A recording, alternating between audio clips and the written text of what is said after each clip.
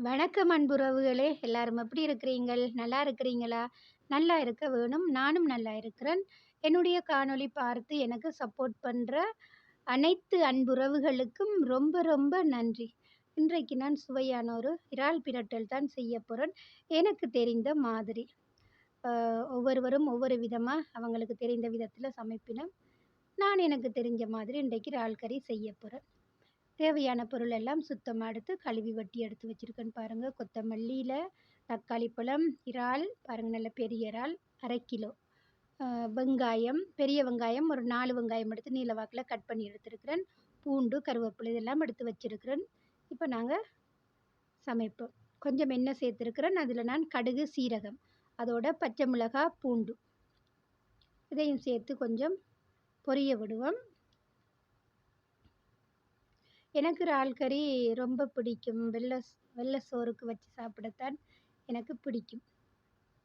நான் இன்றைக்கு மதியம் இறால் கறி சமைக்கிறேன்.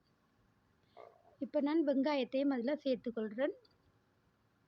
பிரட்டல் கறிக்கு கொஞ்சம் வெங்காயம் கூட இருந்தால் தான் நல்லா இருக்கும். இப்போ வெங்காயம் கொஞ்சம் வதங்கட்டும் பாருங்கள். வெங்காயம் வதங்கிட்டுது. இப்போ நாங்கள் இறாலையும் சேர்த்துக்கொள்வோம். சேர்த்துட்டு நல்லா இறால் கொஞ்சம் வேக வேணும். இறால் நல்லா வேக வேணும். அந்த எண்ணெயிலேயே நல்லா வெந்து நல்லா கொஞ்சம் பொரிப்பட்ட மாதிரி வரும். மிக்ஸ் பண்ணிவிட்டு நாங்கள் மூடி விடுவோம். நல்லா வெந்து வரட்டும். சின்ன நெருப்பில் தான் வச்சு சமைக்க வேணும். அப்போ தான் இறாலும் நல்லா கொஞ்சம் ஃப்ரை பண்ணி வரும். பாருங்கள் எண்ணெய் வந்திருக்குது. இப்போ நல்லா இன்னும் கொஞ்சம் நாங்கள் மிக்ஸ் பண்ணிவிட்டு தக்காளி பழம் சேர்த்து கொஞ்சம் கிளறிட்டு மூடி விடுவோம். இன்னும் கொஞ்சம் அப்போ தான் இறால் இன்னும் கொஞ்சம் நல்லா ஃப்ரை ஆகி நல்லா வரும். இறால் கறி யாருக்கெல்லாம் பிடிக்கும்? பாருங்கள் நல்லா இருக்கும் இந்த மாதிரி புரோட்டல் கறி செய்து சாப்பிட. நல்லா வதங்கின பிறகு இப்போ நான் இதுக்கு காரம் சேர்க்க போகிறேன்.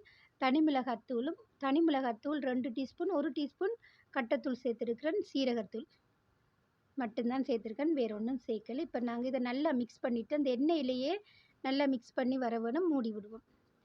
பாருங்கள் நான் இதுக்கு தேங்காய் பால் ஒன்றுமே சேர்க்கலை. 2 நாளுனாலும் வச்சு சாப்பிடலாம்.